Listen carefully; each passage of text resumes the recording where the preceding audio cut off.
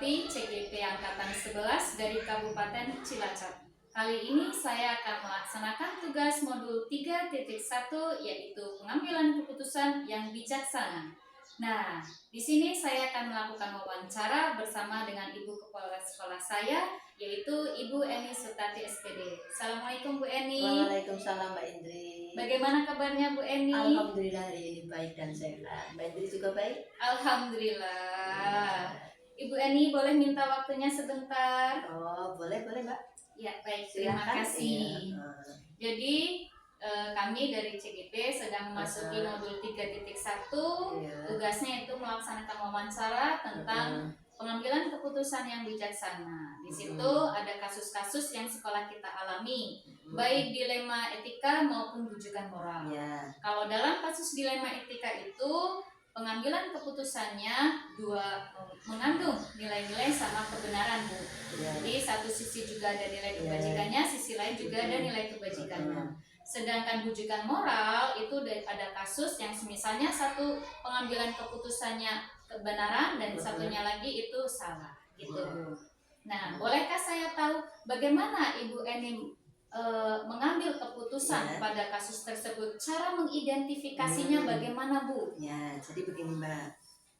Kalau ada masalah, untuk mengetahuinya, saya itu adalah dengan saat ada konflik. Ya kan? Saat ada konflik. Untuk mengetahui adanya dilema itu ketika saat ada konflik. Ya, konfliknya adalah antara aturan sekolah dengan kebutuhan pribadi baik siswa maupun guru. Itu. Nah, pada siswa misalnya, siswa terlambat tapi punya niat ingin sekolah. Iya. Terus tetap untuk masuk sekolah. Iya. Walaupun terlambat. Itu lagi misalnya ada yang berkelahi karena hal-hal sepele. Ini sering terjadi Mbak. Hal sepele saja diinjak sedikit kakinya terus marah, terus berkelahi. Itu hal sepele. Kemudian ada siswa yang tidak memakai seragam. Nah, ini juga menjadi melanggar ya, jelas melanggar peraturan sekolah. Dan masih banyak lagi Mbak kasus-kasus yang lain. Jadi konflik itu kita baru bisa mengetahui jenis kasusnya, Bu ya. Nah, semisal di sini ada kasus di mana sama-sama ya, keduanya itu sama-sama mengandung nilai-nilai kebajikan. Bagaimana cara Ibu mengambil keputusan mengandung kasus dilema etika tersebut? Ada dua kasus yang sama-sama mengandung nilai kebajikan. Nah, ini di sini begini. Ada dua kasus yang sama-sama mengandung nilai kebajikan, kami biasanya duduk bersama tim. Kami bentuk tim, terus kita duduk bersama, kita membicarakan masalahnya, terus kemudian mempertimbangkan semua aspek. Caranya bagaimana? Dengan mendengarkan, ya kan? Dengan mendengarkan pendapat dari rekan yang lain. Iya, tidak sendirian. Kemudian kami membuat keputusan berdasarkan apa yang terbaik untuk semua yang terlibat. Jadi dengan tim ya Bu ya, diskusi ya, tidak diambil sendiri. Tidak. Apakah dalam mengambil keputusan bersama tim itu Ibu punya semacam prosedur atau langkah-langkahnya dalam mengambil keputusan tersebut, Bu? Iya. Jadi untuk mengambil keputusan tidak langsung begini gitu kan? Iya. Begini harus begini tidak. Caranya yang pertama kita kumpulkan dulu informasi. Informasi dulu. Kemudian yang kedua kami mengidentifikasikan nilai-nilai yang bertentangan. Gitu. Jadi tahu dulu kasusnya yang bertentangan nilai apa, begitu kan? Nah, setelah itu yang ketiga kita bicarakan dengan tim dengan mencari solusinya tentunya kan, mencari solusinya yang dengan tujuan tidak merugikan salah satu pihak, ya kan? Nah, setelah itu kami buat keputusan dan menyusun rencana untuk melaksanakan keputusan tersebut. Jadi caranya. Itu ya prosedur yang selama ini dilaksanakan. Oke. Hal-hal yang Ibu anggap efektif dalam mengambil keputusan tersebut apa saja, Bu? hal-hal tentunya ya kita ngambilnya memang harus efektif ya Mbak. Iya. Kalau tidak efektif sebisa nanti mungkin kasusnya terlalu lama. terlalu lama. Iya, jadi kami yang anggap efektif bagi kami adalah melihatkan semua pihak dalam diskusi. Ya kan tadi sudah dibentuk tim, ya kan? Iya. Jadi kita berdiskusikan, memastikan semua pihak itu mengetahui masalahnya, Mbak. Masalahnya apa harus tahu, karena kita sudah berdiskusi. Iya.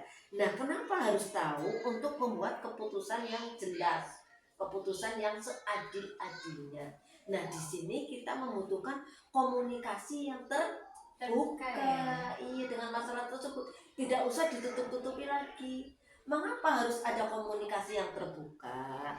Komunikasi yang terbuka di sini diperlukan sekali karena untuk membantu membuat keputusan. Iya, keputusan itu keputusan yang diambil adalah yang tidak merugikan semua pihak yang terlibat dalam masalah itu.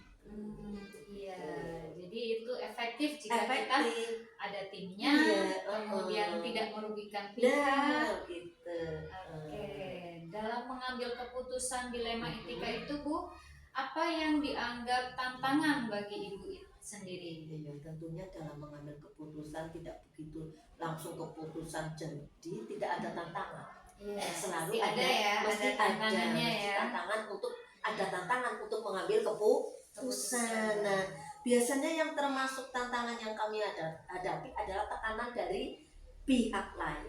Tekanan dari pihak, ada suatu tekanan. Mendorong terus ingin cepat diselesaikan. Ya, terus tekanan itu kadang-kadang kesulitan membuat keputusan itu di situ tantangannya, kesulitan membuat keputusan yang keputusan itu harus membuat semua orang merasa puas dengan keputusan itu, ya kan? Nah, untuk membuat keputusan itu yang memuaskan orang lain dan juga tepat ketika ada banyak faktor yang dipertimbangkan. Iya. Jadi bisa Ibu selesaikan masalahnya, Ibu juga bisa menyelesaikan tantangan itu dihadapi supaya semua pihak tidak merasa dirugikan, merasa adil. Merasa adil. Dari pengambilan keputusan yang bijaksana itu, Ibu punya semacam tata kala atau jadwal itu untuk menyelesaikan masalah. Misalnya jika ada masalah sekarang harus diselesaikan saat itu juga di situ juga, atau harus menunggu jadwalnya menunggu proseduralnya atau bagaimana? Tolong Ibu ceritakan. Dalam istilahnya menyelesaikan kasus, masalah, semuanya yang berhubungan dengan masalah-masalah kasus pelanggaran, kami tidak mempunyai jadwal. Tidak ada jadwal ya? Tidak ada jadwal. Sebab kalau semakin masalah itu dibiarkan nanti akan menambah masalah yang baru. Jadi sebisa mungkin kalau ada masalah kita selesaikan secepat mungkin. Secepatnya. Iya, berarti tidak ada jadwal. Tidak ada jadwal tertentu, menunggu jadwal tidak ada. Jadi kami membuat menyelesaikan secara cepat, kemudian membuat rencana tindakan dan memberikan waktu untuk setiap waktu agar semuanya berjalan dengan lancar. Kondisional ya Bu ya. Waktunya diusahakan juga cepat ya Bu ya. Tidak ditunda ya Bu ya. Oke, baik. Itu merupakan solusi untuk melaksanakan tanpa jadwal tapi cepat selesai juga ya Bu ya. Apakah di situ ada peran seseorang atau faktor-faktor yang mendukung supaya pengambilan keputusan dalam kasus dilema etika itu lebih cepat selesai? Adakah Bu? Iya, tentunya dalam mengambil keputusan itu kita tidak sendiri.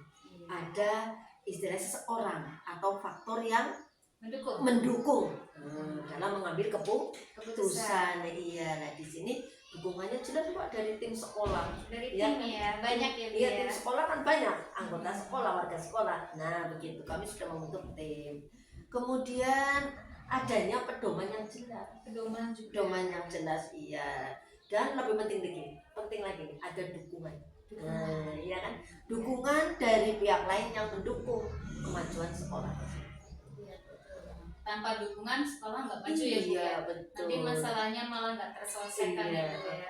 Menimbulkan ujaran kebencian dari pihak lain itu malah memperburuk predikat sekolah kita itu. Pengalaman Bu Eni sungguh luar biasa sekali. Iya. Bolehkah saya mendengarkan dari pengalaman yang luar biasa itu, apa sih pembelajaran yang Bu Eni petik saat mengambil keputusan bijaksana itu, khususnya dalam kasus dilema etika? Iya, tentunya banyak pengalaman Ya. yang saya alami. Ter- Terutama saya belajar pentingnya komunikasi secara terbuka, komunikasi Ini terbuka penting ya. sekali. Iya, dan juga di samping komunikasi terbuka kita harus mendengarkan pendapat orang lain, mendengarkan dari berbagai pihak, tidak sendirian. Ini. Terus kami juga fleksibel, tidak kaku lah ya, Nggak dalam kaku mengambil ya, keputusan. fleksibel. Fleksibel, tidak kaku, dan harus bisa siap menyesuaikan keputusan berdasarkan situasi yang ada. Pengalaman yang menarik juga, keputusan yang diambil harus tetap adil dan bermanfaat bagi semuanya, bagi sesama. Ini pengalaman ini yang saya terima dari berbagai kasus yang saya alami. Baik. Terima kasih Bu Eni. Iya. Bu Eni juga merupakan sumber dukungan saya Iya. sehingga saya bisa mengikuti CGP Angkatan 11 ini. Dan terima kasih lagi saya ucapkan atas wawancara Sama-sama. kita. Iya. Semoga SD kita tetap maju. Semoga Amin. juga tidak ada masalah dilema etika maupun Amin. bisikan moral ya Bu ya. Iya. Sekolah kita aman-aman saja. Amin, semoga iya.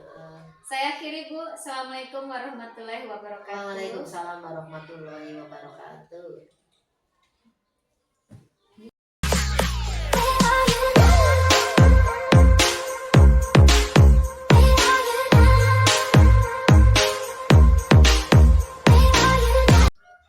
Assalamualaikum warahmatullahi wabarakatuh. Perkenalkan, saya Indriawati, CGP Angkatan 11 dari Kabupaten Cilacap, tepatnya dari instansi SD Negeri Kalisabuk 3.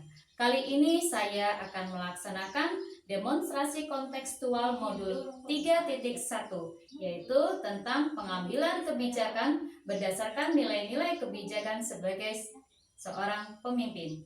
Nah, kali ini narasumber kedua saya yaitu Ibu Pariem dari SD Negeri Kleng 2. Assalamualaikum Bu Pariem. Waalaikumsalam Bu Indri. Bagaimana kabarnya? Alhamdulillah sehat. Bersediakah Ibu melaksanakan wawancara dengan saya? Insya Allah bersedia semampu saya, sebisa saya. Baik, terima kasih atas waktunya Bu. Langsung aja ke intinya. Saat kami CGP melaksanakan tugas modul 3.1, di situ kami belajar tentang kasus-kasus yang berada di sekolah. Ternyata ada 2 kasus, yaitu tentang dilema etika dan tentang bujukan moral. Kalau dilema etika itu suatu kasus di mana memiliki 2 pandang sisi yang sama-sama ada nilai kebenarannya. Sedangkan kalau bujukan moral itu situasi di mana satu sisi ada nilai kebajikan benar, yang satu sisi ada yang salah. Begitu Ibu. Nah, pertanyaan saya yang pertama, bagaimana nih Bu Pariem mengidentifikasi kasus-kasus yang termasuk dilema etika maupun bujukan moral yang selama ini ada di sekolah Bu Pariem? Terima kasih. Sebelum ke identifikasi, kami perlu sampaikan kasus yang ada di sekolah kami. Yang pertama, ini kasus pada anak. Yang pertama, anak berprestasi tapi dia tidak rajin, artinya tidak sering masuk sekolah. Dan yang kedua, kasus anak kehilangan ijazah. Nah, ini seringkali selama saya 2 tahun di sini, ini sudah kalau nggak salah ada 3 kali kasus yang anak kehilangan ijazah.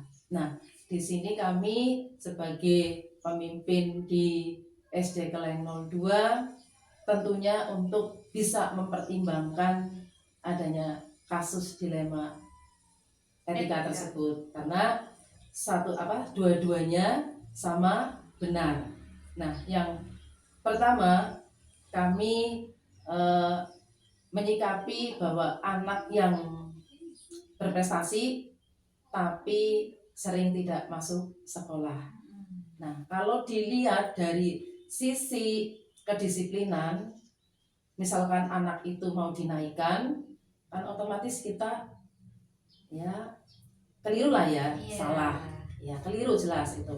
Tapi kalau dilihat dari sisi yang lain, karena anak tersebut sering membawa nama baik SD, Iya. artinya bisa prestasi di bidang non akademiknya.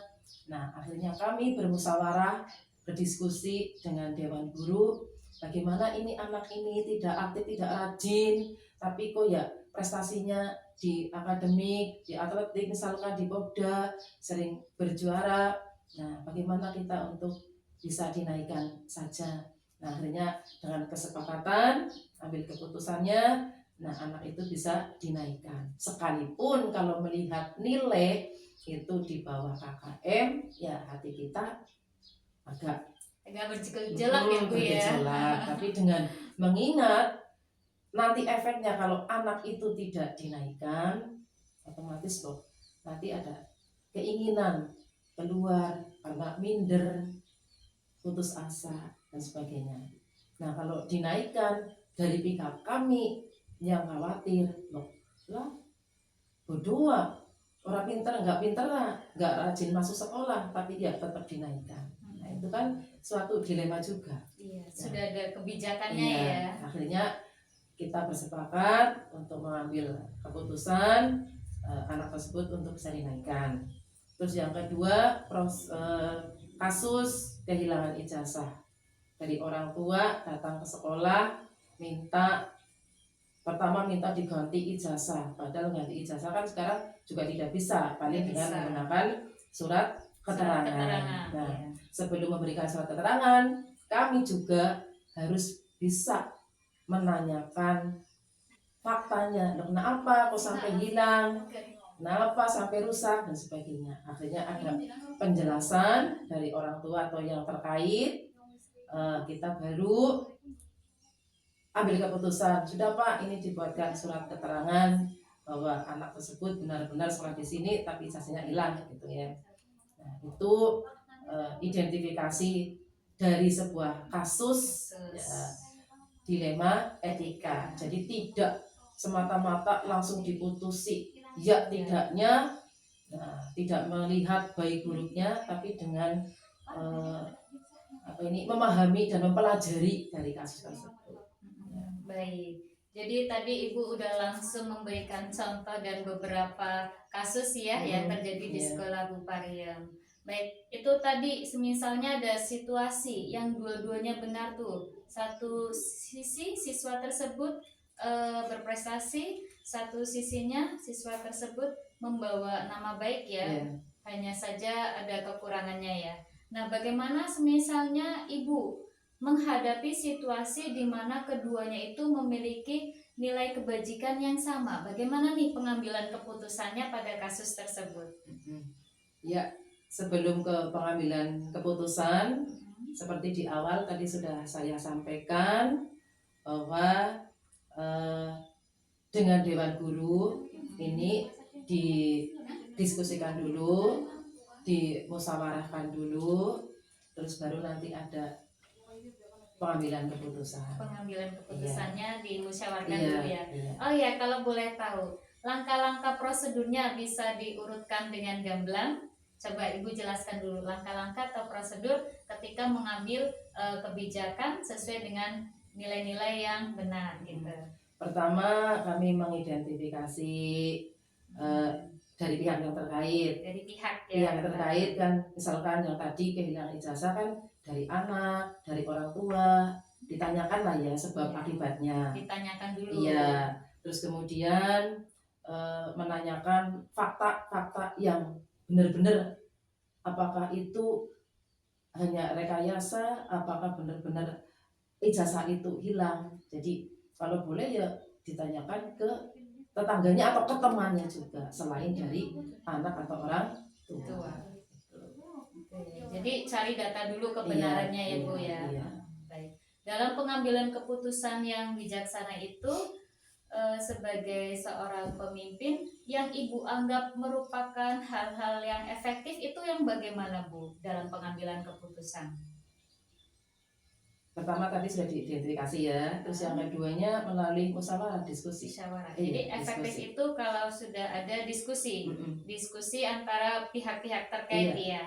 Jadi Karena tidak hanya satu pihak Iya, ya. walaupun sebagai kepala sekolah atau sebagai pemimpinan, jika dihadapkan dengan suatu permasalahan, menurut saya itu tidak harus dikuasai sendiri, diputuskan sendiri itu tidak. Tapi manakala ada yang berkaitan dengan hal-hal yang memang harus diputusi dengan cara musyawarahkan dulu, ya harus dimusyawarahkan. Nanti karena hasilnya akan lebih bisa untuk diperkuat lah, memperkuat diri. Oke, baik. Setelah itu, apakah ada tantangan tersendiri Bu dalam mengambil keputusan? Kira-kira apa itu Bu? Tantangan pasti ada ya. Ada. Iya, misalkan pertentangan, misalkan tadi lah kasus yang sudah saya contohkan di Iya. awal, anak bodoh, ya nilai Di selalu di akademik bawah ya. KKM, kok bisa dinaikkan? Otomatis hatinya, ya kalau dibilang tidak ikhlas ya tidak ikhlas. Tapi bagaimana lagi dengan sisi yang lain, dia sudah bisa ya istilahnya membawa nama baik dan membawa prestasi walaupun bukan di bidang akademiknya tapi di non akademiknya. Iya. Gitu ya. Jadi itu tantangannya ternyata tentang keikhlasan hati ya. Iya, peduli. Kepedulian empatinya ya. Terus yang keduanya itu yang ijazah hilang. Nah, kalau saya tidak memberikan surat keterangan, nah kasihan kan?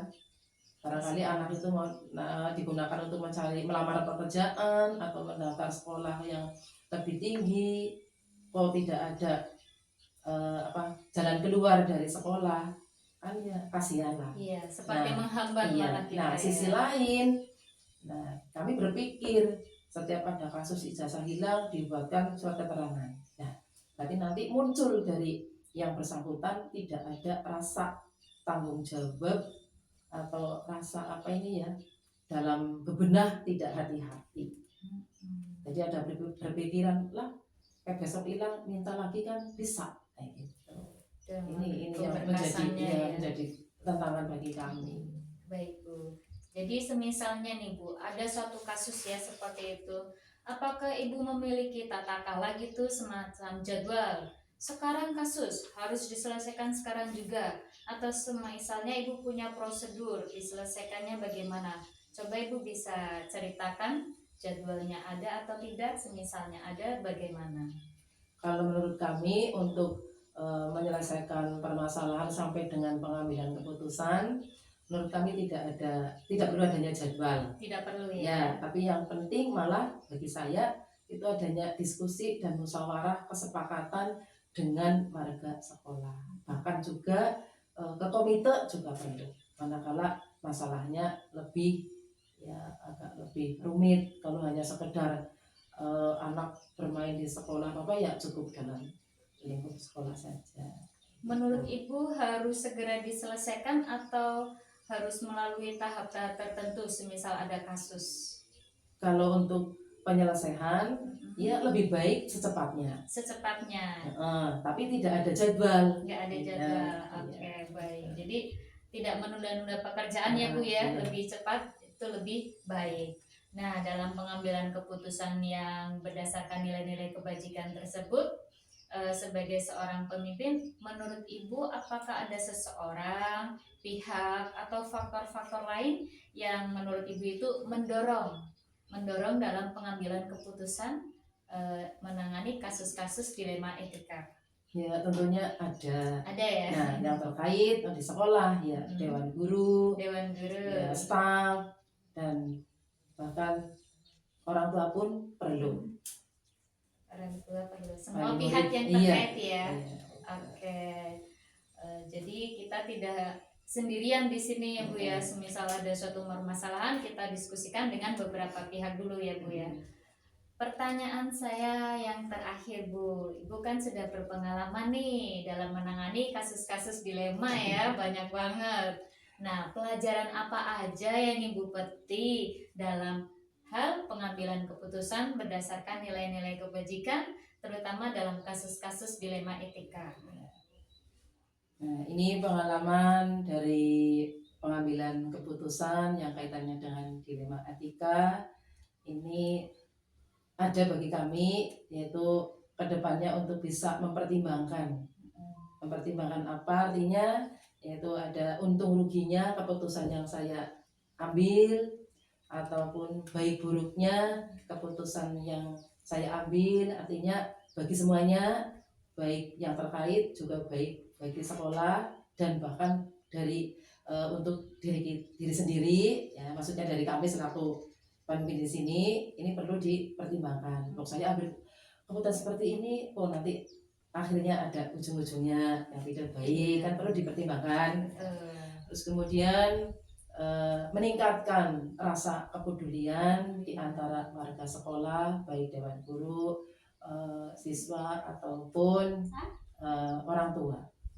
Terus yang berikutnya juga meningkatkan adanya kerjasama, saling menghargai, saling menghormati pada sesama.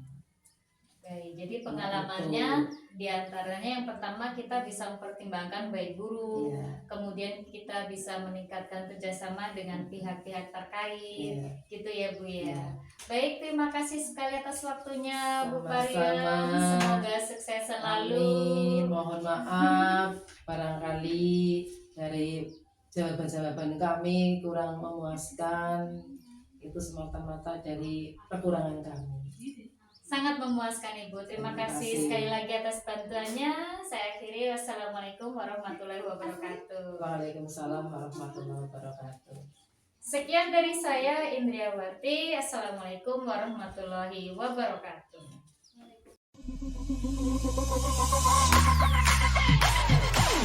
You were the shot.